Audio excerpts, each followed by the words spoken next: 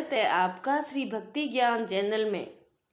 एक छोटे से गांव में विमला नाम की एक वृद्ध महिला रहती थी, जिसका जीवन सादा था लेकिन उसकी भक्ति अपार। बचपन से लेकर इसे उम्र तक ऐसा कोई दिन नहीं गया जब उसने माँ दुर्गा की पूजा ना की हो। हर सुबह वह अपने घर के छोटे से मंदिर में दीपक जलाती, फूल चढ़ाती और पूरे मन से माँ का स्मरण करती। आज मैंने आपके लिए खीर बनाई है, इसे स्वीकार कीजिए और मेरे परिवार की रक्षा कीजिए।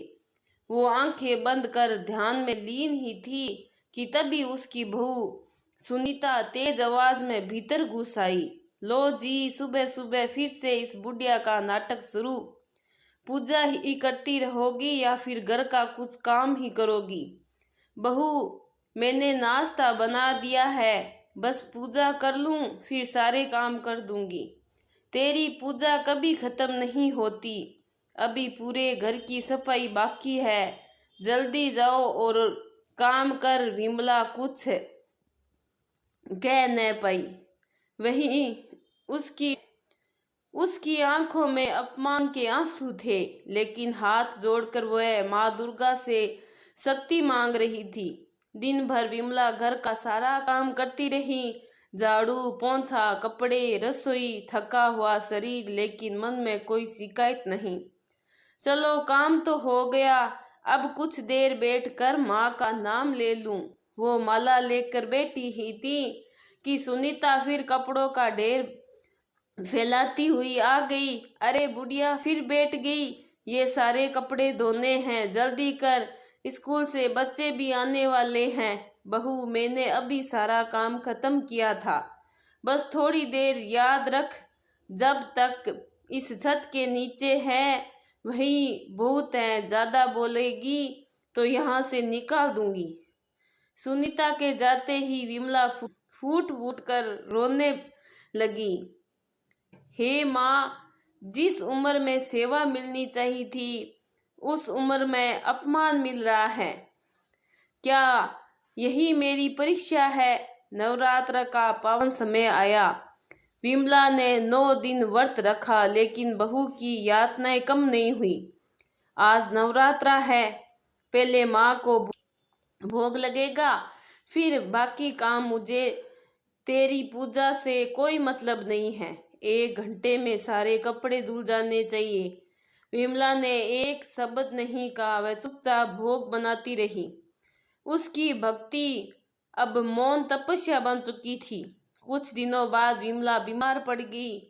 उस दिन दरवाजे पर एक तेजस्वी युवती खड़ी थी, नाम मीना था। मुझे काम चाहिए, बदले में बस 2 वक्त का खाना और रहने की जगह। मुझे नौकरानी की जरूरत नहीं है, पर ठीक है, काम कर ले। सुनीता के जाते ही मीना ने पूरे घर का काम संभाल लिया। बेटी, तुम देख कर अजीब अपनापन लगता है।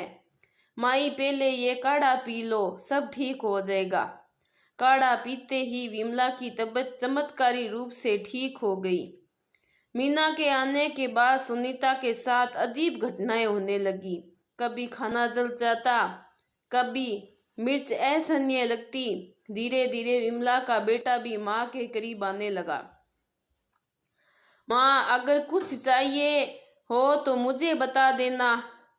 उसी रात विमला ने मीना को माँ दुर्गा के रूप में देखा। पुत्री, मैं अपने भक्तों को कष्ट में नहीं देख सकती। जब भी पुकारोगी मैं किसी ना किसी रूप में आऊंगी। विमला की आंखें खुली, मीना गायब थी। उसके बिस्तर के पास केवल एक छोटा सा त्रिशूल रखा था। आपने सच में मेरी सुन ली। उस दिन के बाद सुनीता पूरी तरह बदल गई। वो खुद घर का काम करती और विमला की सेवा करने लगी। विमला का जीवन फिर से सम्मान और शांति से भर गया। ये कथा हमें ये सिखाती है कि सच्ची भक्ति कभी अनसुनी नहीं जाती।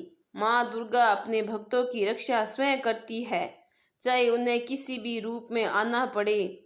अगर आपको मेरी यह कहानी अच्छी लगी है तो लाइक सब्सक्राइब जरूर करें। बहुत बहुत धन्यवाद।